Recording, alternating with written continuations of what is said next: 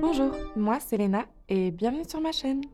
Aujourd'hui, dans ce vlog, je vous emmène avec moi pour commencer dans le Sud Sauvage, lieu dans lequel on se trouve actuellement sur les coulées de lave, pour pouvoir vous présenter un petit peu les paysages de ces coulées de lave-ci. Et puis surtout, on va en direction d'un tunnel de lave et ça, j'ai hâte de vous le montrer.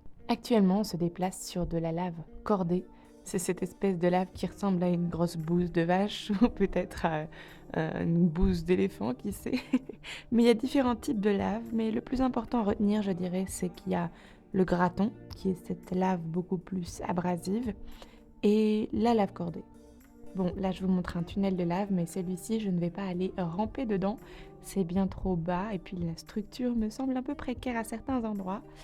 Je n'ai pas envie de finir enseveli, mais on est vraiment à la recherche d'un tunnel spécifique que l'on va trouver dans un instant. Et d'ailleurs, il y avait un intrus dans ce tunnel, puisqu'il s'y trouvait un petit toutou très sympathique. Bon, pas d'inquiétude, les maîtres étaient en route. Vous l'avez compris, on y est, ça y est, c'est le tunnel que je cherchais. On est sur la coulée de lave de 2004 et cet espace de l'arrivée du tunnel est vraiment joli, je trouve.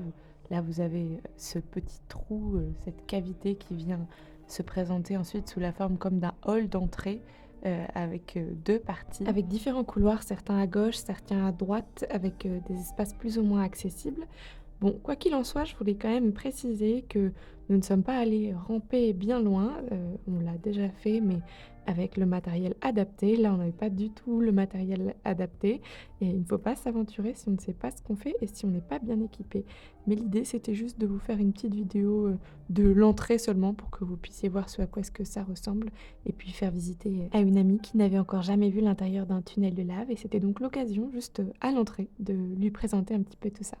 Moi, j'étais toute contente d'être au frais aussi puisqu'il fait particulièrement chaud dehors à cette période à La Réunion. Et là, sous le tunnel, dans la fraîcheur, on est quand même vraiment bien installé.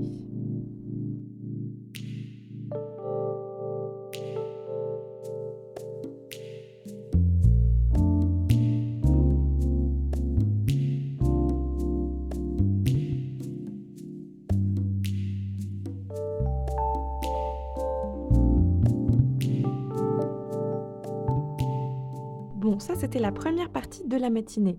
Mais pour pouvoir aller pique-niquer et manger notre repas du midi, eh bien on va en direction d'un autre lieu et vous allez voir, vous allez découvrir au fur et à mesure. Mais je vais vous laisser plutôt en musique cette fois-ci, de manière un petit peu contemplative, en espérant que peut-être ça vous fera du bien, ça vous permettra un peu de vous sentir immergé dans cette nature luxuriante.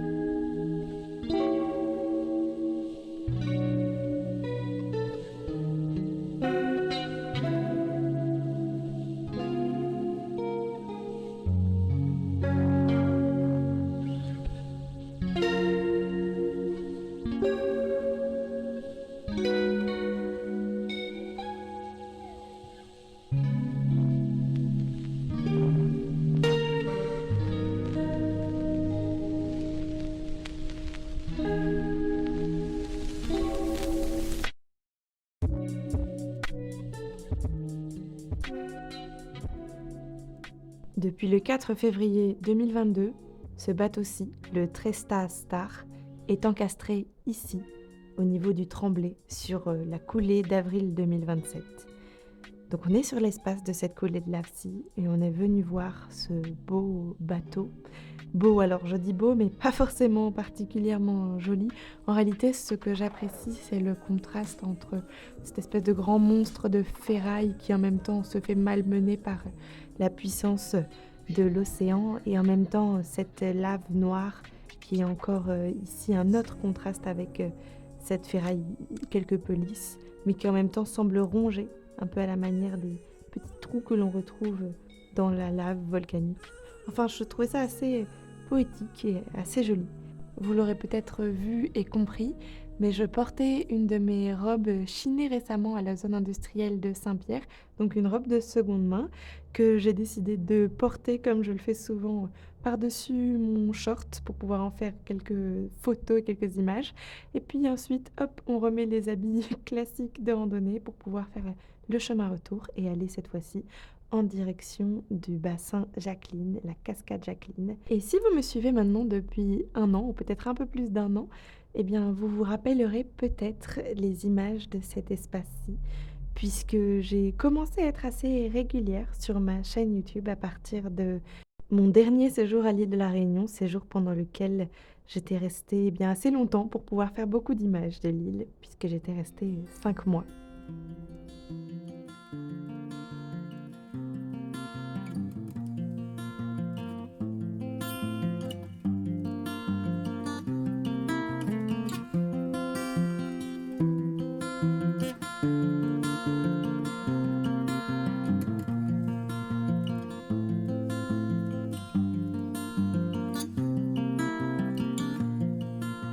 Une nouvelle journée commence et aujourd'hui c'est à nouveau direction Grand-Anse.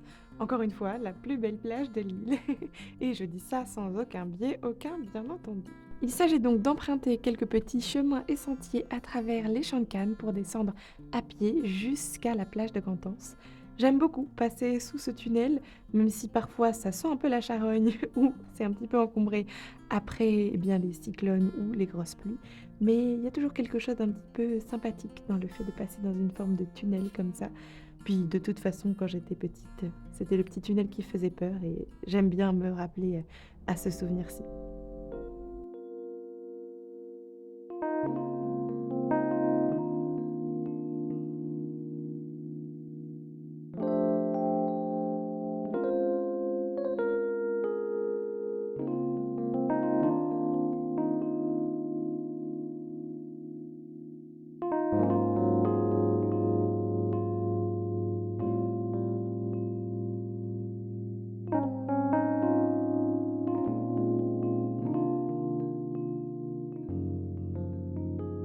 Je profite de la plage et du soleil et direction le bassin pour se baigner un petit peu. Et d'ailleurs, en parlant du bassin, celui-ci ne sera plus accessible jusqu'en 2026 à partir de maintenant, puisque je suis partie juste avant la rénovation possible du bassin et ça y est, ça a commencé. Bon, j'ai les cheveux mouillés, je suis pleine d'aisselle et je suis contente de m'être baignée ici. Ça y est, c'est le soir du 31 et on va en direction, eh bien, de la petite fête à laquelle on va participer.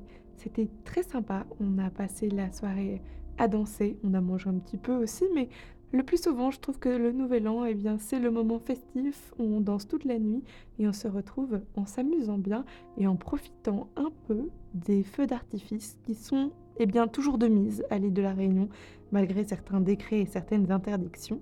Alors chacun en pense bien ce qu'il en veut, mais c'est toujours assez impressionnant et particulièrement joli de voir toute l'île qui s'illumine et qui pétarade dans tous les sens. I hear the beat, it's in my chest. Got me feeling some kind of way. I confess the rhythm takes over. No room to rest. My heart's dancing.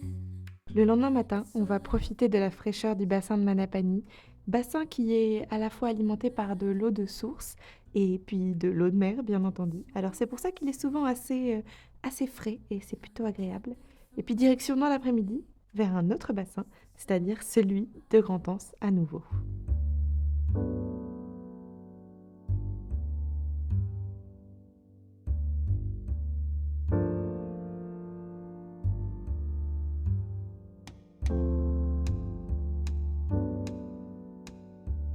Pour cette nouvelle journée, c'est plutôt dans le nord de l'île que l'on va aller découvrir un autre bassin, mais cette fois-ci quelque peu tari.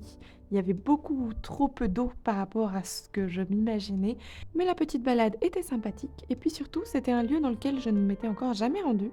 C'était l'occasion de découvrir quelque chose sur l'île que je ne connaissais pas encore. Alors partons pour une petite baignade et une exploration de Bassin-Bœuf ici à Sainte-Suzanne.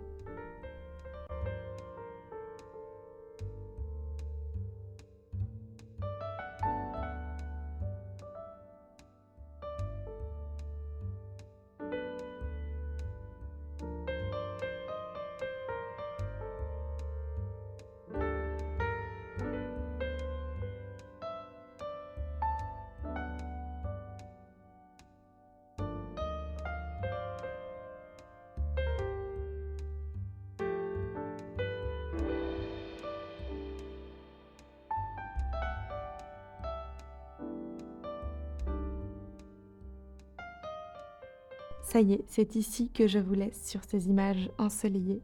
Je vous remercie d'avoir regardé ma vidéo jusqu'ici. J'espère qu'elle vous aura plu. Pour ma part, j'ai pris grand plaisir à la mettre en forme pour vous la proposer ici. D'ailleurs, je vous remercie d'avoir cliqué sur ma vidéo parmi toutes celles disponibles sur cette plateforme. N'oubliez pas de vous abonner et de mettre un petit pouce en l'air si ça n'est pas déjà fait. Et je vous dis à dimanche prochain, si tout va bien.